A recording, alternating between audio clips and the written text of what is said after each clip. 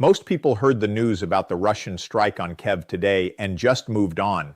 But there's a detail buried underneath it that nobody's really explaining properly. And that detail is the entire reason.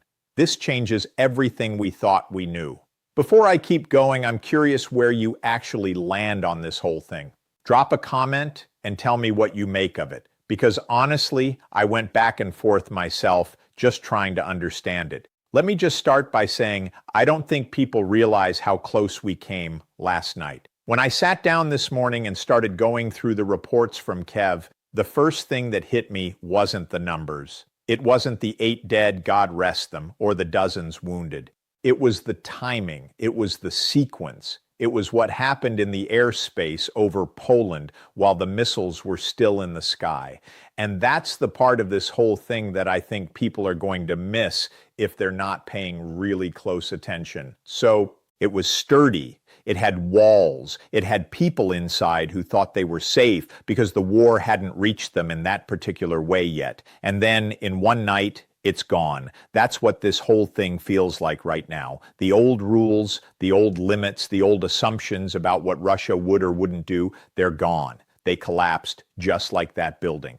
And I want to talk about the international reaction for a minute because that's another layer to this that I think people aren't fully appreciating. So far, the United States hasn't said much beyond the usual condemnations. The White House put out a statement calling the strike indiscriminate and reaffirming support for Ukraine. But I noticed something in the language. They didn't promise any new aid. They didn't mention any new sanctions. They just said the same things they've been saying for 2 years. And that worries me. Not because I think the US is abandoning Ukraine. I don't.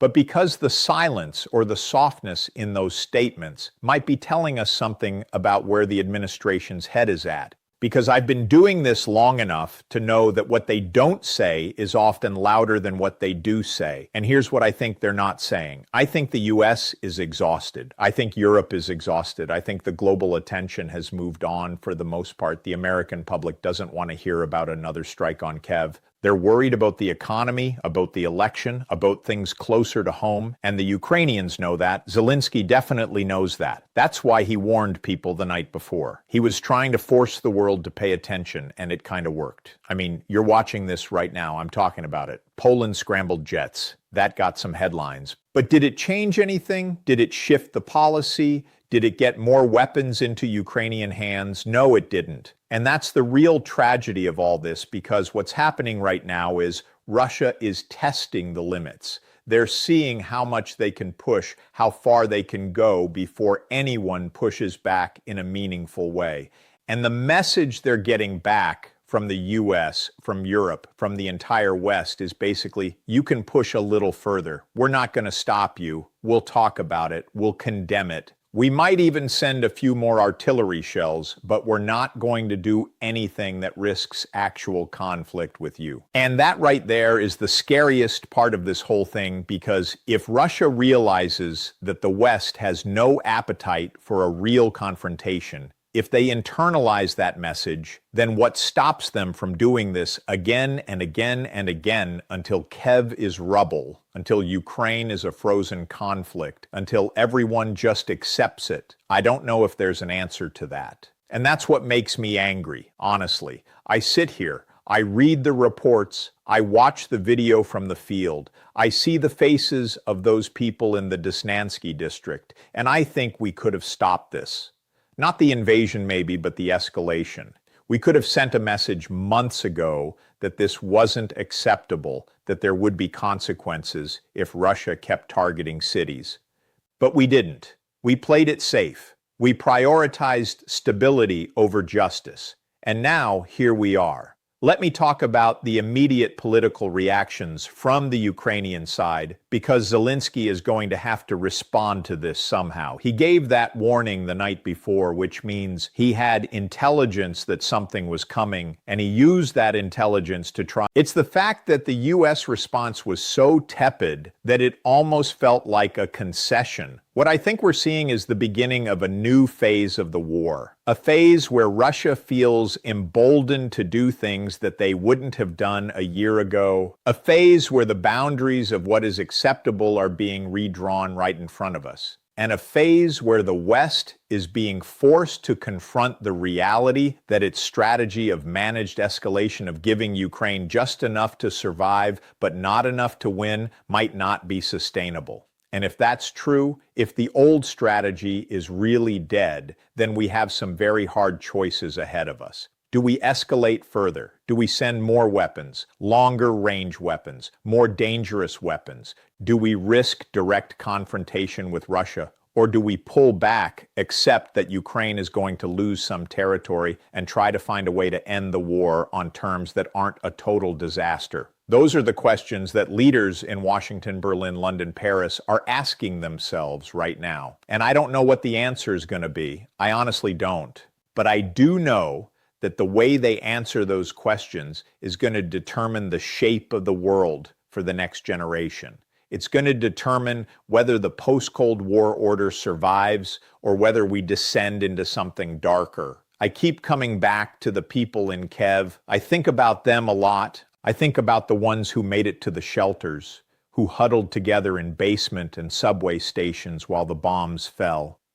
I think about the ones who didn't make it, the 8 who died, the dozens injured, the families shattered. And I think about the ones who are going to wake up tomorrow and look at the rubble of their home and wonder how they're going to go on. And then I think about the leaders in Washington, in the capitals of Europe, the ones who have the power to change this.